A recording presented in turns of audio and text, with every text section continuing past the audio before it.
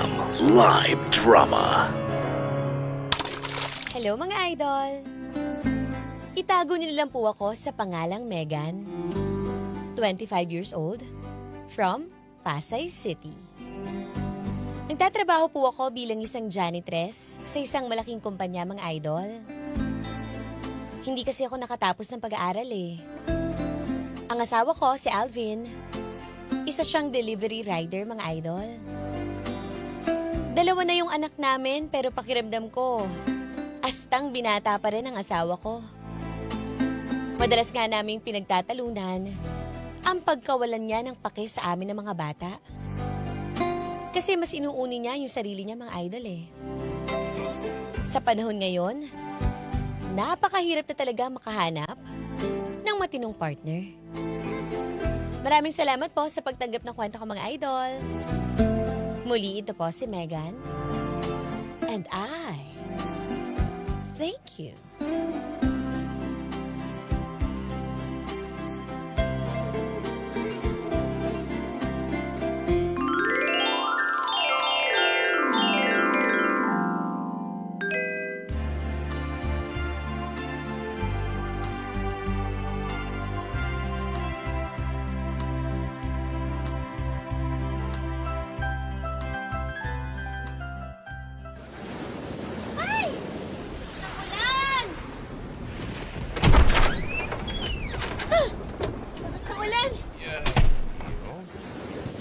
Diyos ko! Ano to? Ba't tumutulo? Ay, nandiyan ka na pala. Hoy Alvin, ano ba? Ano ba yan? Sabi ko sa'yo, diba? Itong bubong kumpunihin mo. Tignan mo, tumutulo sa loob ng bahay, oh. Tingnan natin makukumpuni yan. Umuulan eh. Mas lalong lalaki butas yan kapag ginalaw ko pa. Tsaka, kaya mo, sasahuran ko na lang ng palanggana dyan. Diyos ko naman. Wala na, inabutan na ng bagyo to. Pag yung mga anak mo talaga, ah. Cellphone ka na cellphone dyan, oh. Ano ba? Makinig ka nga muna. Yung mga anak mo, alam mo naman yung mahina resistensya nun, magkasipon yun, magkaubo yun. Dito sa bahay, tignan mo, bahang-bahay, hindi mo man lang magawang lampasuhan. Hindi naman lumalabas ang bahay yung mga anak natin. Nandyan lang naman sa loob ng kwarto. Tsaka wala naman tulo doon sa loob ng kwarto. Titila din yung ulan na yan. Diyos ko naman. Oh, ito pa. Wala nang tubig yung galon, oh. Manong malang iangat mo tong tubig. Dami namang utos eh. Mamaya na lang. Pag nagtila yung ulan, magpapadeliver ako. Ano ba naman yan, Alvin? Ano bang ginagawa mo? Nagsiselfone ka lang. Ano ka ba? Maghapon naman ako nagde-deliver eh. Tsaka maghapon ako namamasada. Eh ngayon lang nasaktuhan lang. Walang masyadong labas kasi sobrang lakas ng ulan, no? Ay, naku. Wala talagang maasahan sa'yo. Kakabwisit.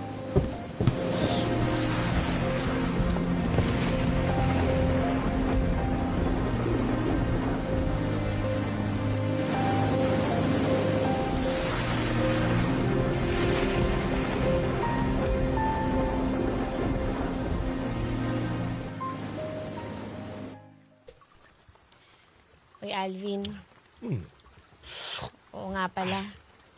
Bakit? Kinapos na ako sa budget eh.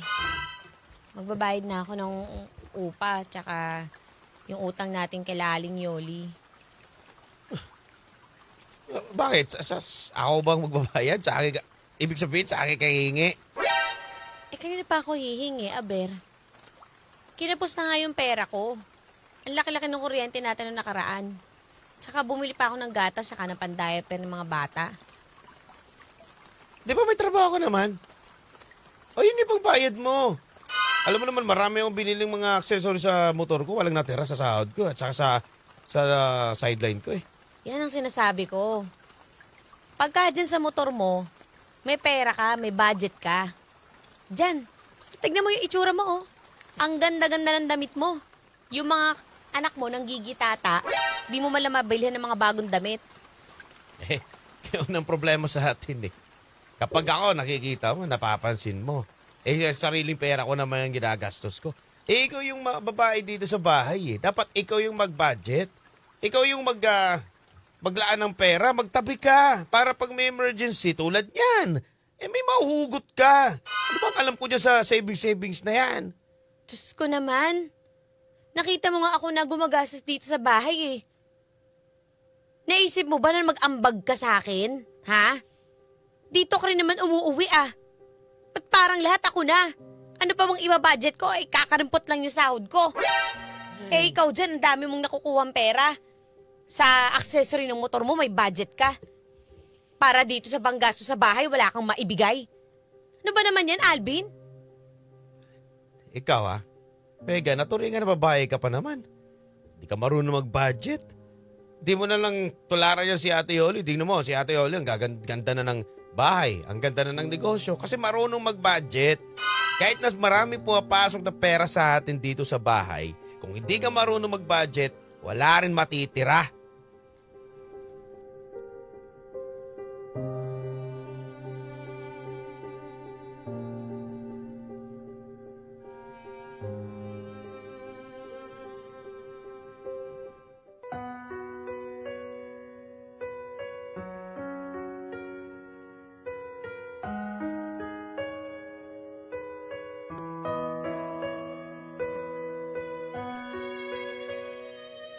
Sa totoo lang, ubos na yung pasensya ko kay Alvin, mga idol. Hindi ko siya maasahan sa bahay. Hindi nga din siya nag-aalaga ng mga anak namin eh. At lalong-lalo pa, hindi siya good provider, mga idol. Para talaga siyang astang binata at inuubos niya yung pera niya kakasugal. At sa pagpapaayos ng motor niya. Kaya nga dumating na rin ako sa punto na tinabangan na ako sa asawa ko. At hindi niya alam, pinatulan ko na rin ang tropa niya na matagal nang may gusto sa akin.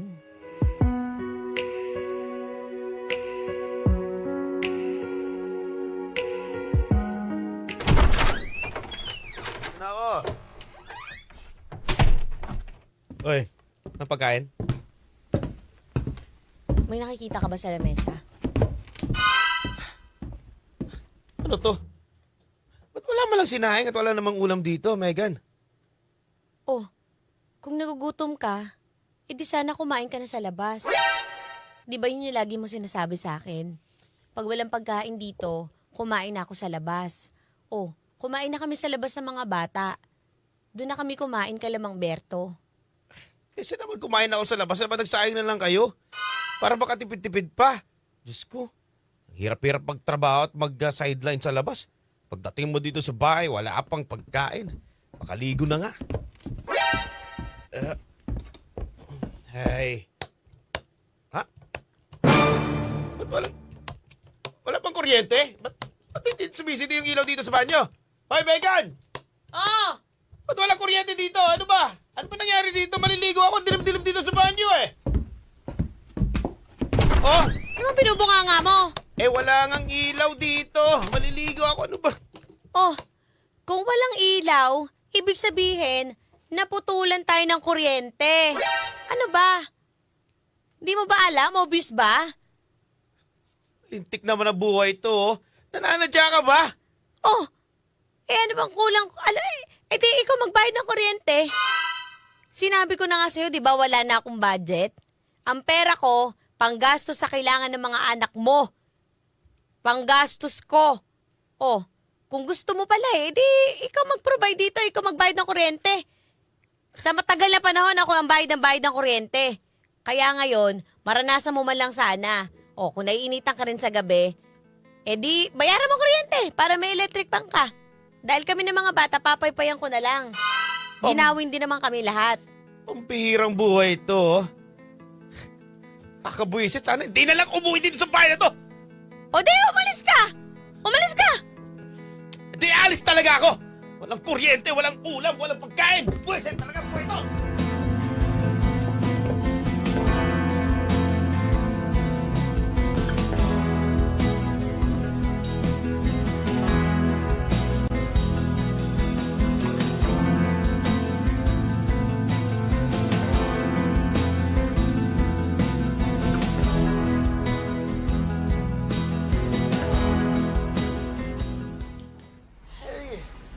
Sit. Tol, parang init ng ulo mo ah. Eh, paano hindi init ang ulo? Nagkwenta na ba yung mga tao sa bahay? Bakit tol, nag-away na naman kayo ng misis mo? Ano pa nga ba? Wala naman kaming araw hindi nag-aaway nun eh. Nako. Teka tol, alam mo na ba yung balita? Balita? Oo tol, tungkol dun sa asawa mo. Kay Megan? Ano meron? Totol ah, dahil medyo matagal-tagal din naman tayo magkaibigan eh. Sana huwag mo na sabihin na sa akin ang galing ah. Tol, Oh, di ba, yung tropa mo, si Dante. Bali-balita tol, talagang wala na talaga silang takot dalawa ni Megan. Maalis sila. Nagche-check-in sila sa motel. Sa totoo nga lang, malapit nga lang dito sa area eh. Kaya to si Dante, yabang-yabang eh. Paano kasi parang nakakascore na siya sa asawa mo? kaya pala. Kaya pala madalas sinasabi ng anak ko na wala yung mama niya sa bahay. Tol ah, huwag mo sasabihin na sa akin galing yung tol. Baka mamaya, pakan ako ni Dante. Pero sigurado ka ba dyan na sinasabi mo ha? Tol, legit yun. Saka yung source ko doon, talagang nakikita silang dalawa. Galit na galit nga eh. Nagyang Dante to ha. Pati asawa ko pinagdiskitan ha.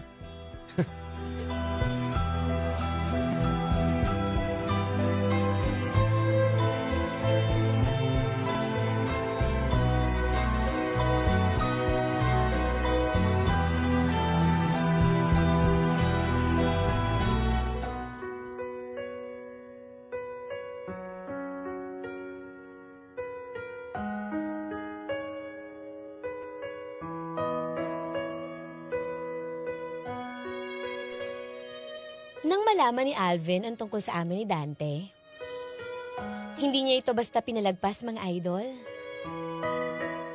Naging malaki nga yung pagtatalo namin eh, na umabot na rin sa hiwalayan. Kinuha ni Alvin ang mga anak namin at umalis na rin ako ng bahay mga idol. At mula nung araw na yon, sumama na ako kay Dante. Buong akala ko nga makakapagsimula na ako ulit ng panibago mga idol eh. Pero ang liit lang din pala talaga ng mundo, ano? Nalaman ko mula sa isang kamag-anak na pinsan ko pala si Dante. Pero huli na ang lahat eh. Nung magkaroon kami ng anak ni Dante, may kapansanan yung anak namin. At kalaunan, iniwan na rin ako ni Dante mga idol. Para na naman akong pinagbagsakan ng langit at lupa. Dahil pakiramdam ko, tinalikuran na ako ng buong mundo.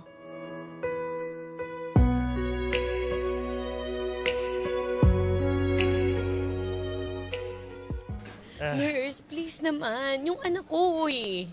Alang hayaan ko yung anak ko. Miss, pasensya na. Kailangan po talaga ng admission fee.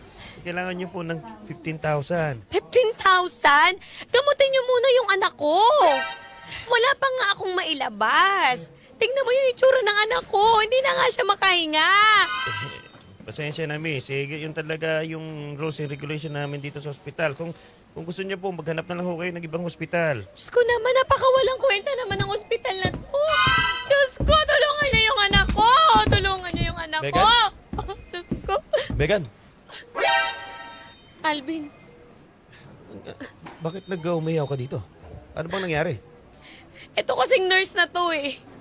Ayaw tanggapin yung anak ko, ayaw i-admit, hindi nga makahinga. Alam mo naman may kapansanan yung bata, oh. Talaga ba? O ito, baka makatulong to sa'yo. 5,000. Ano to? Para sa anak mo.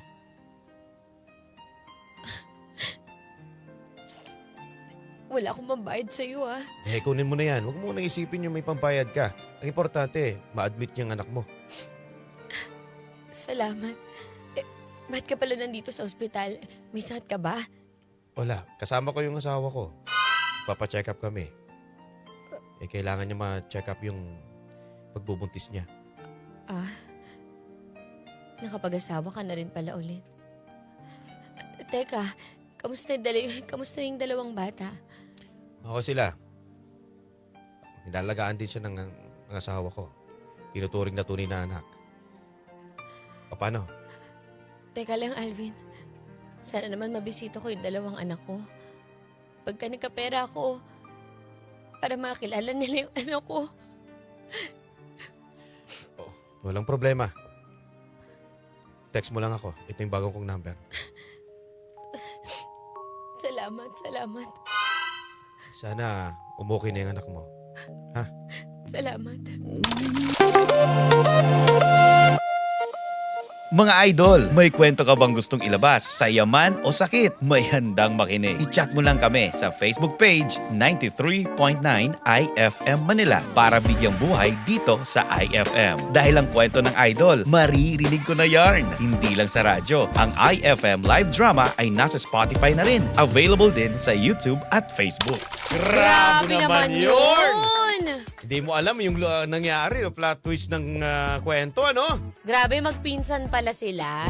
Sabi nga ni Ate Shirley Bahaw, parusa ng langit yan sa kanya. Oh. Sa una, mayroon sila sa pagkakamali, yung communication nilang dalawa, di ba? Pero, nagkaroon ng mas mabigat ng pagkakamali. Itong si Megan. Yes. Kasi nga, di ba, para masaktan ko, no? Makaganti ko, no, kay Kay Alvin. Ginawa niya yung tropa ni Alvin. Wag ganun. Yun nga yun. Tapos ending, magpinsan pala sila ni Dante. 'Di ba? Alam niyo mga idol, sa mga ginagawa po nating aksyon, sometimes marireveal pala talaga lahat ng mga pangyayaring ganito sa dulo talaga eh. Kasi kung sa umpisa, syempre, 'di ba? Hindi mo na ginawa. Kaya isipin talaga natin mga idol, 'di ba? Parang hindi revenge ang ganti. Hindi revenge sa asawa mo o kung ano man, kung feeling mo nagkukulang. Kailangan po diyan sana mag-usap po ng maayos. Kung di na maayos, edi saka mo hiwalayan. 'Di ba? Hindi yung parang umapid ka pa sa iba, makaganti ka, masaktan si Alvin kasi hindi mo alam kung anong pinapasok mo eh. Baka lalo ka pang mapahamak kagaya nito. Pero syempre hindi naman sinasabi na kasalanan ng bata, 'di ba, na tinamaan yung bata ng matinding sakit. Huwag po nating idama yung bata. Wala namang kinalaman niya. Yes, wala. correct. Wala silang kinalaman mga idol. Kaya siguro ang talagang pinaka naging pagkakamali ni Alvin at Megan, hindi sila nag-uusap ng matino. Diba? Hindi na sila nagkakasundo. Correct. Tama yan. At syempre sa mga idol natin dyan, sana naging lesson to sa lahat ng mga nakikinig, mag-partners, mag-asawa, na oo nga, no? Kailangan ng pag-uusap ninyo na hindi kayo parehas aburido. Tama. Parehas kayo galit. Dahil hindi Nakasinghal. talaga, nakasinghal. Hindi talaga kayo makakausap ng maayos yan. Walang patutunguhan yung pag-uusap ninyo. Ate! Anong FM station ang pinapakinggan mo? IFM! Ano ulit? IFM!